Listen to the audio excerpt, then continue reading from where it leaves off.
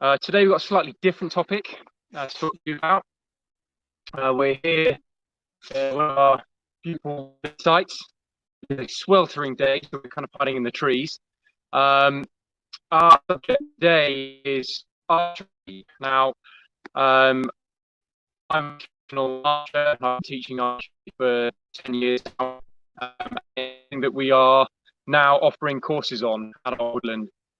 So what I'm going to talk to you about is a little bit about the history of archery and our, since its invention and how it's developed over the years for different means, and then different styles of archery depending on where you are in the planet, and then different types of bows as well.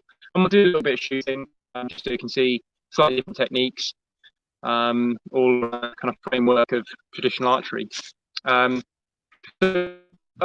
early evidence of archery has come from a cave in Africa, where they found rock flint arrowheads, and that was about 60,000 years ago. There's cave paintings that found in Spain depicting people hunting with bow and arrow. That's 20,000 years ago. That's also depicting a battle scene, so that's Rome and the vying for control of certain areas. I think that we're not quite sure, but certainly from a hunting perspective, archery's been, really first invented because when we started trying to hunt game that was better at running away. So when you're up in those northern latitudes, up in Siberia, and you're hunting reindeer, for example, they're not very sticky animals. You can easily put a reindeer skin on, sneak up one, and stab it with a spear or throw a spear at it. But as soon as it likes to run away a little bit more, in Europe, we've got fallow deer, we've got roe deer. They're quite skittish animals, and it doesn't matter how sneaky you are. If you've got your quiet shoes on, there's no way that you're going to be able to sneak up on those animals. So thus the bow was born, really, and it's a way of mechanically shooting a smaller spear, greater distances and a lot faster. And those kind of like hunting ranges would have been up to a maximum of 40 yards in old money. And then, of course, as the dawn of the agricultural revolution, so started, developing husbandry and planting crops, the need for land and the control of land grew. So therefore the need to protect the land increased. So then you start seeing warring between different factions, and even to this day you could say that that's always been because of land, really, or the resources on it. Then of course you've got a wide range of different styles of warfare and archery, and that's very, very related to species of wood growing in your area that you make your bows out of. We're quite lucky in this temperate climate that we live in. We've got lots of different hardwoods available to us, that make for very effective bows. But just because you don't live in a forested area doesn't mean that you can't make the best bows, and in some cases some of the best bows in the world. If you go to the steppe, Central Asia, so Mongolia, but all across the Gobi, the Altai in the north, there aren't many trees at all. So what they've used for their bow making would be animal, so horn mostly. So keratin is basically hair. It's the same as our nails. That would be used for the compression forces in a bow, and sinew would have been used for the stretching forces.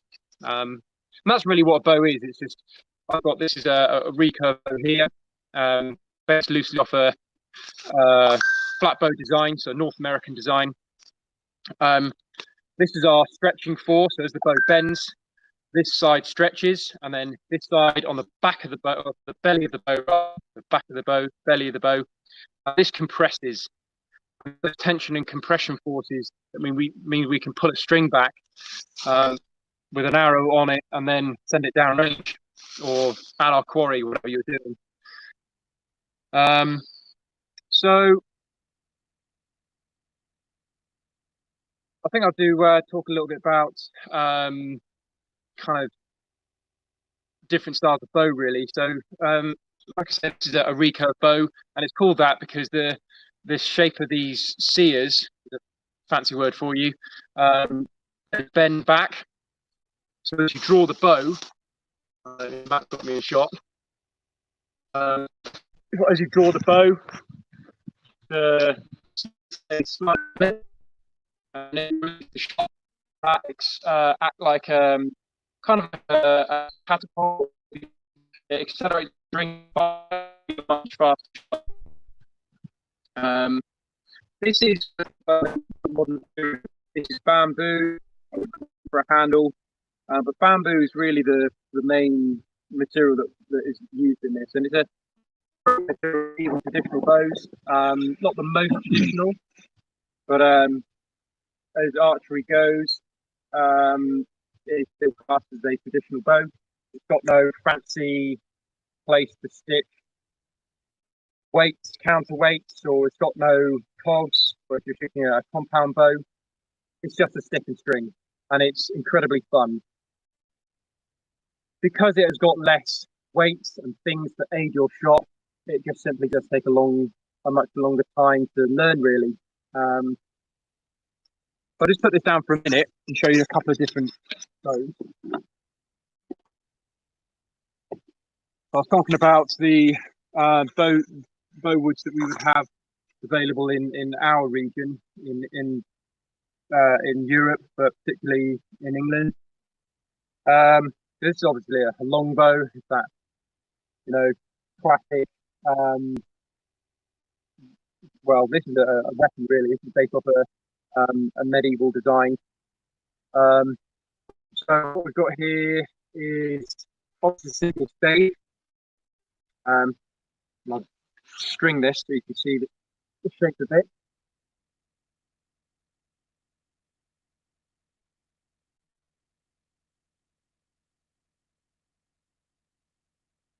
They're very different in shape. What dictates the longbow isn't its length. That's a bit of a myth. What dictates it being a longbow is actually the shape that if I were to cut this bow into a cross section, you could see a classic D shape. So the back of the bow, which is the front, is flat, and then you've got the swell of the belly, and it is that classic D shape. It's tapering, so from the handle you've got a straight taper going all the way out to the limbs, and that's a slightly newer design. If you look at longbows from the Agincourt, Poitiers, or Crescent campaigns, the English v the French, essentially, the classic battles, they need a slightly different taper, so it'd be flat all the way down, and then it would taper out to the limbs. And that's because they're shooting not hunting distances, but warfare distances of up to 450 yards. So this is where a bow is moved from a piece of equipment for hunting to an artillery piece. So the idea is that let's kill our enemies as far away as possible. There's more differences there. And then if I to draw this bow,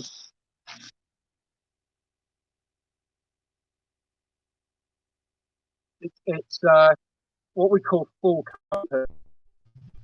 So if I was to draw a circle in the shape of this bow, it would be a complete circle.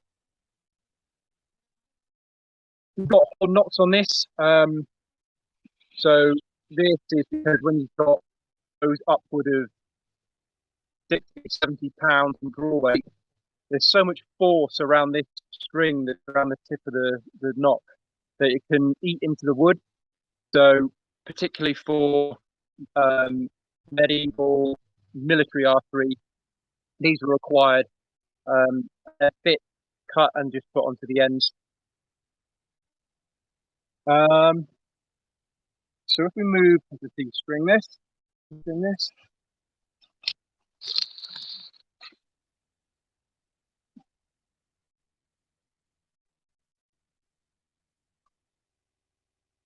is a different bow design again, and if I leap to show you this unstrung, this is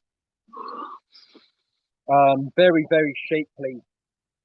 This is made again with modern materials, so we've got bamboo, the main core in this, but then it's a laminate with fruit wood, so apple. These really extended steers are what give the bows their speed, and this is based off a early period Mongol design. So, like I said, this would be made of sinew on the back of the bow in front, and then on the belly that would be horn. So that takes the compression forces. These were very, very small bows, and that's nothing to do because of their that makes them easier to use on horseback, because although that is partly true, but it's mostly because of the materials that they had available to them made these bows so small.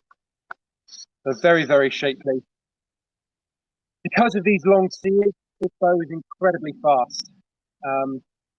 Slightly different mechanism for shooting these, what we would often think of with Western style archery. We pick our arrow, put an arrow onto the left hand side of the bow if you're right handed, and then the traditional way of holding that is split finger or Mediterranean style. You put one finger above, two fingers underneath, and that's what that would look like. Do some shooting in a moment so you can see that. With Asiatic bows, so I'm including obviously Central Asia, China, all the way down into South Asia. In the Middle East, they shoot in this same way, but slightly different mechanism. Longer arrows. So instead of putting the arrow on the left-hand side of the bow, if you're right-handed, in Asiatic archery, you put the arrow on the right-hand side of the bow. And instead of three-finger draw, we're going to thumb draw. So I wrap my thumb underneath the arrow, touch it to my knuckle there, and then lock it off with my index finger. And the advantages of that is suddenly this becomes very stable. And if you think for mounted archery, if you're bouncing around on the back of a horse, that's not coming off because my index finger is applying sideward pressure into that arrow. If that's the Western way of doing that, there's no real way of controlling that. And that's why we simply didn't do that much mounted archery in Western warfare particularly. And then what would happen is you draw,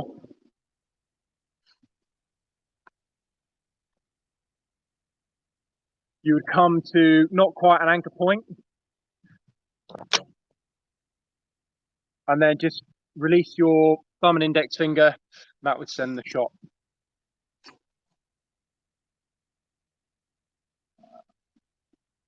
Then I need to get that over there.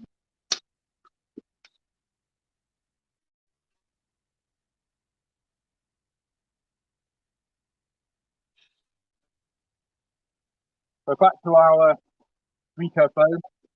I'll just talk more about the kind of technique. There are different methods of aiming, believe it or not. Historically, I'm including all the different cultures across the planet who've developed archery in their own subtle ways. It all would have used what we refer to as now instinctive archery. And all that means is I'm looking at my target and I'm not lining up any part of the arrow or the bow with my target. I'm just looking at my target.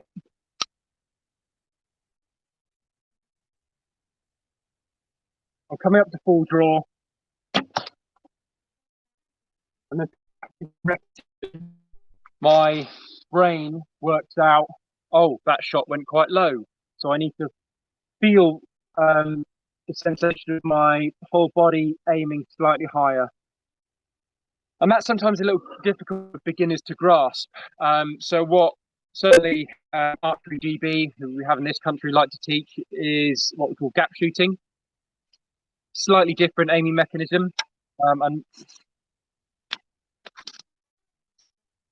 slightly easier to pick up. By no means is better. I know you just line up point of the arrow, or if you had a sight on it, you would line up that with the you can hit. That's fine. It is what Olympic stars or compound archers use. It gets good results and it enables beginners to pick up archery a lot faster. I'm a bit more of a traditionalist, but it's really kind of up to you to decide what you want to do with your archery. That's the nice thing. There's so many different styles and so many different things to try.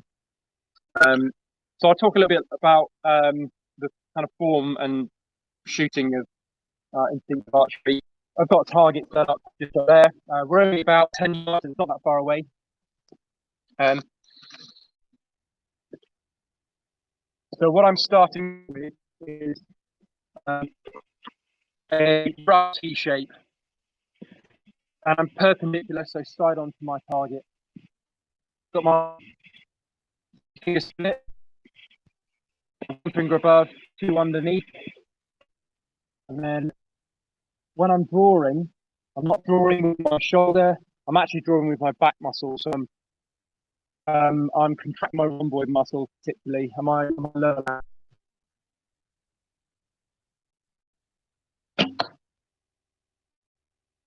I come to what's called an anchor point. Bringing your three fingers up and putting a point on your face that's consistent every single shot. If you shoot from different places, up here, down here, out to the side of your face, you're going to have very results. And your grouping of arrows are going to be humongous. Ideally, we want nice tight groups. Regardless of the stuff that you're doing, archery is the art of repetition, so it's said. So it really is about getting consistency. Often on arrows, I should just talk a little bit about it actually. Very, very common to have three fletchings. So these are all fletchings. These are traditional feathers. You can shoot with different materials. Plastic vanes are quite common. I am, like I said, more of a traditionalist. So these are turkey feathers. And you can have more than three. Sometimes you get four, sometimes you can have five.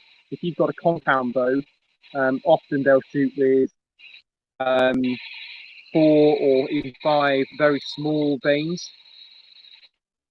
And that's very good for some very accurate shooting. This arrow particularly is made of carbon, so very, very tough. But obviously you have lots of different materials for making arrows even. I'll show you some historical examples.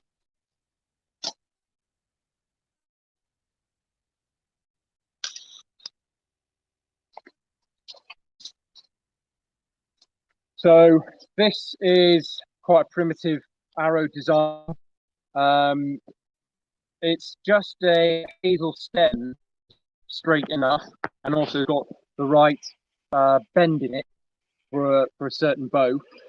And that's all it is really. So you cut that off. You can, even if you've got a slight bend in it, you can fire straighten these. So heat is used to straighten wood. You think of steaming wood.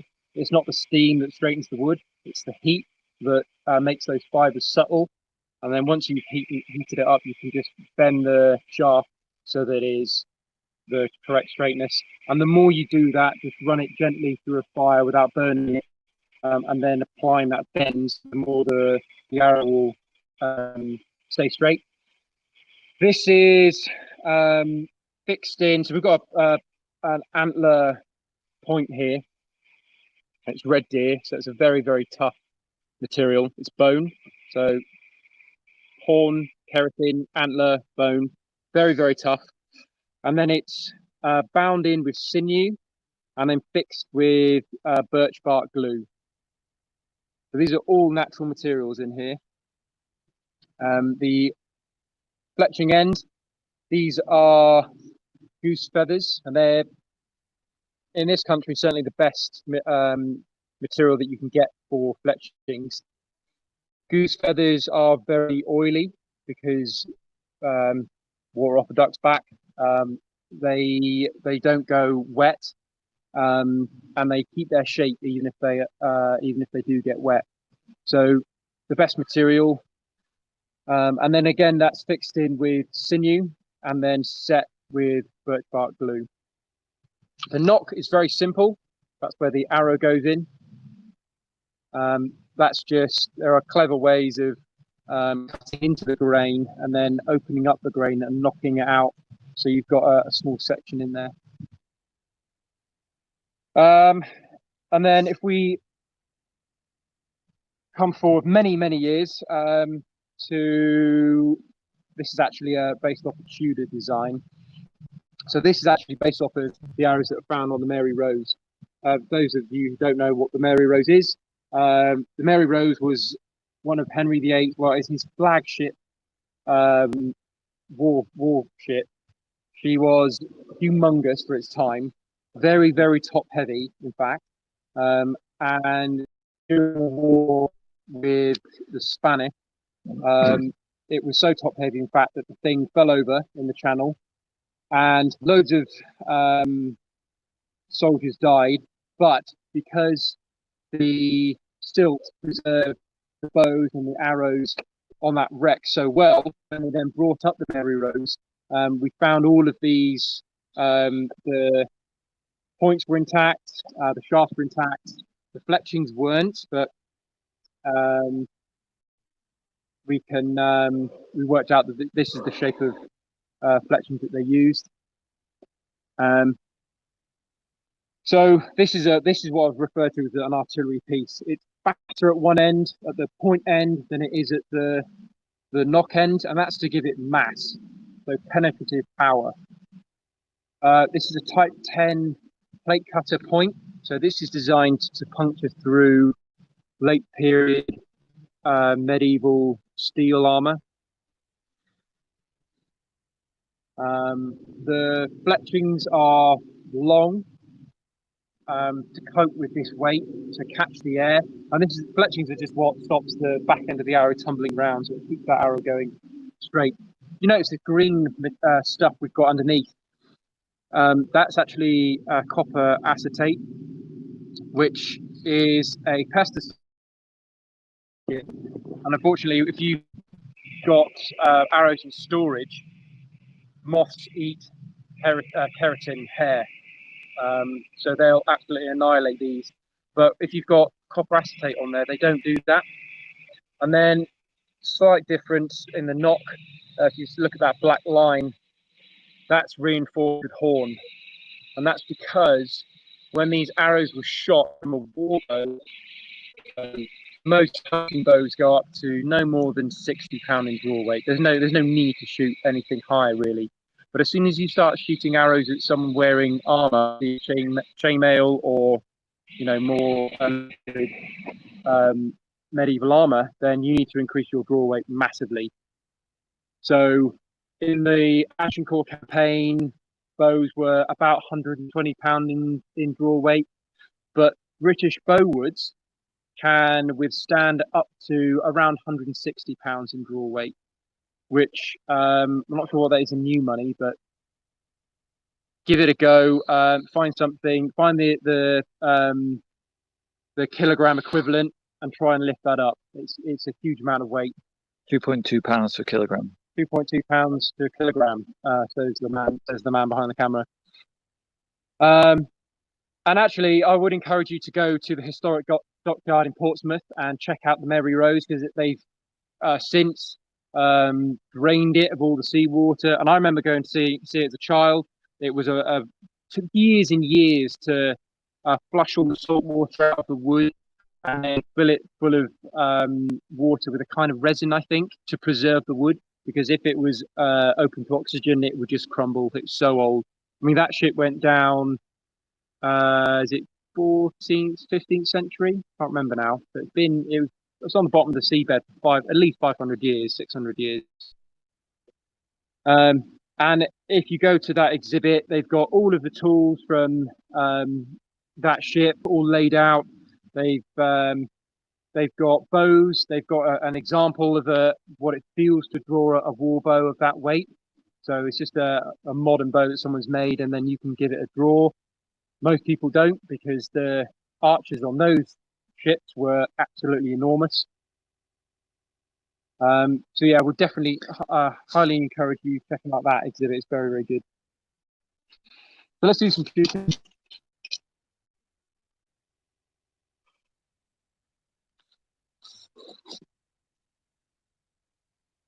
So like I said, this is only 10 yards away.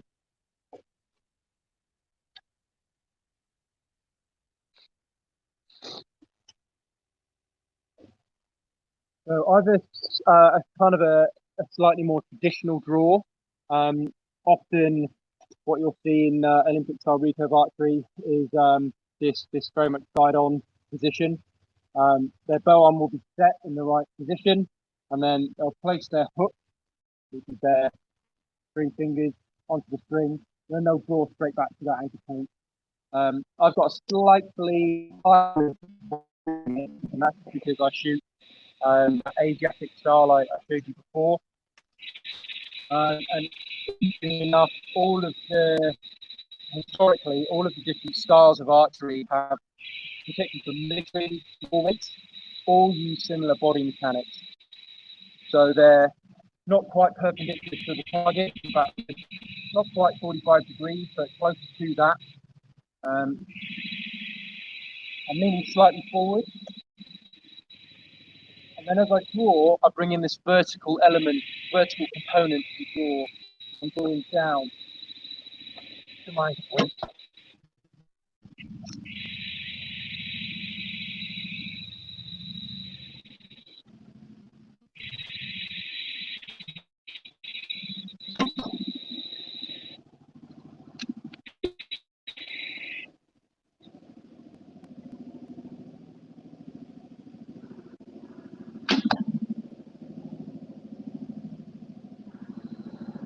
So when you start increasing the distance, then the only thing that should really change is if you're gap shooting, then it'd be your aiming point. So what point you're lining up the point of your arrow on your target. If you're shooting instinctively, then it's a little more complex. In that you need to have practiced enough so that you can understand what it feels like to be at the correct angle of your shot at any given distance. And all that really means is that you start back. We're at 10 yards now. So what we'll do is we'll grab a couple of arrows.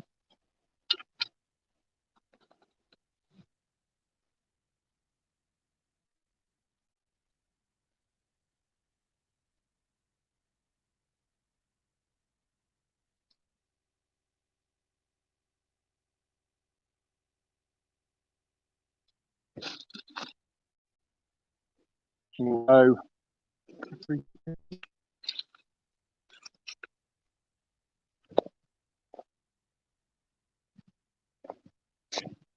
So all I've done now is double the distance.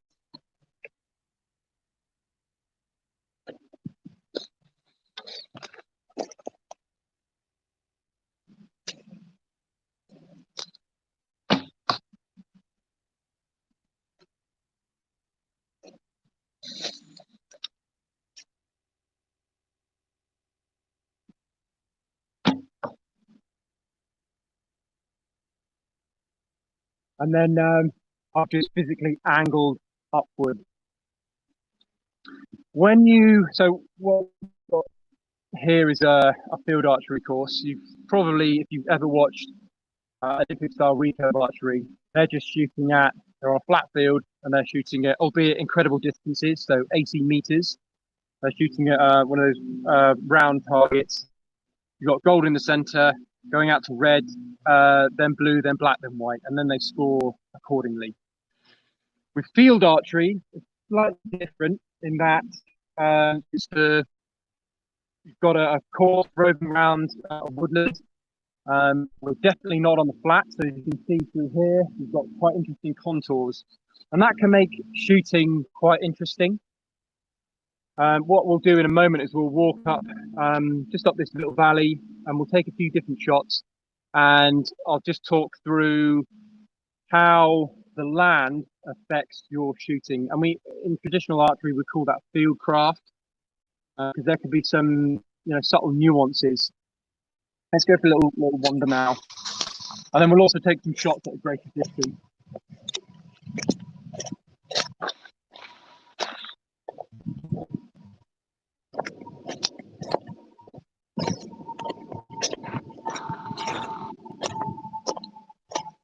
So when you're shooting uphill or downhill, then obviously your shot needs to change accordingly, and we'll do that now. If we head up this hill,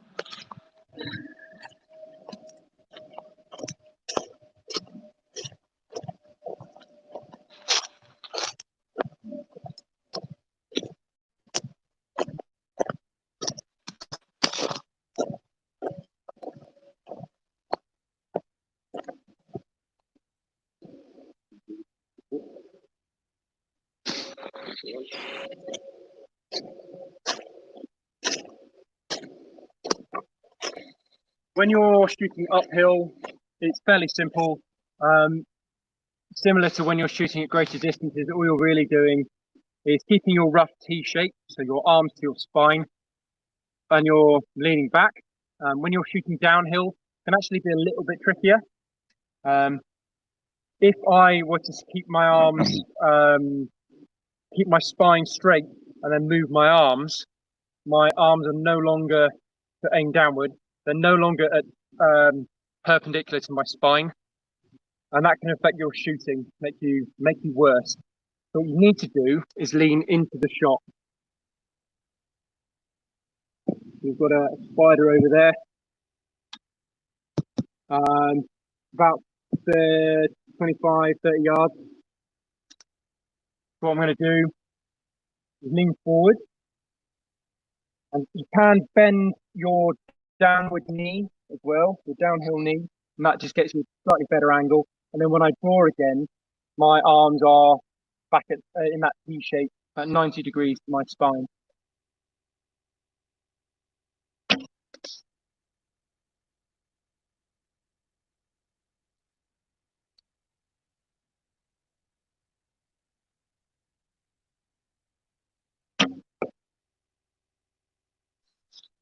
Our spider. So I think we've got another couple of targets up through this. So we'll take some shots that are some targets at a greater distance.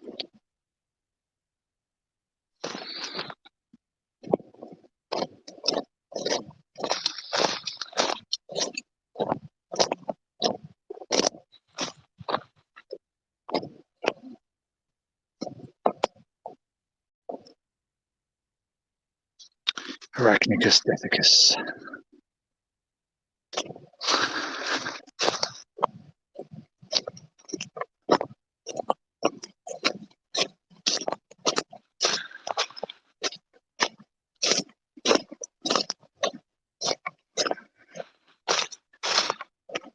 Move back a step on there.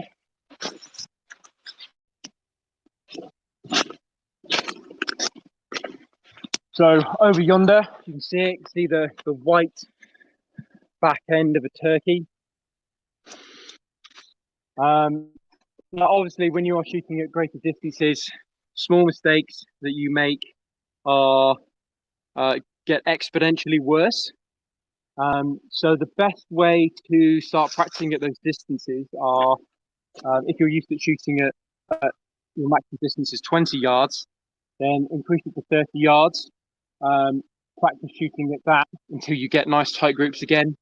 Then bring it back to 40, then 50, and then 60, up to, the maximum distance that you're going to be shooting. And if you do that, you'll no longer be panicking about, oh, that's quite a difficult shot. You'll be comfortable with it. We'll take a couple of shots at this turkey.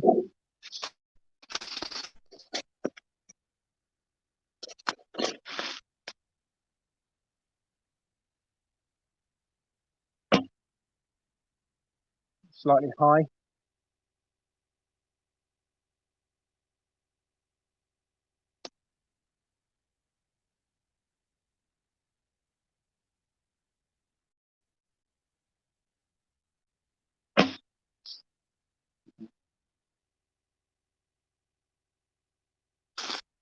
So we are now offering courses in archery.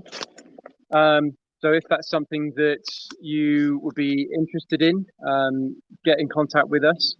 Drop us an email or give us a call. What we'll look at doing in the very near future is starting up some beginner courses.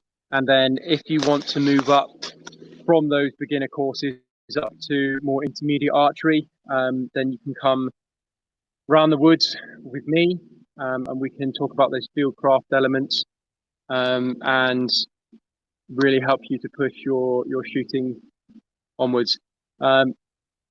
We've got other exciting ideas for this field archery course. Moving targets is one of those, particularly with instinctive style archery.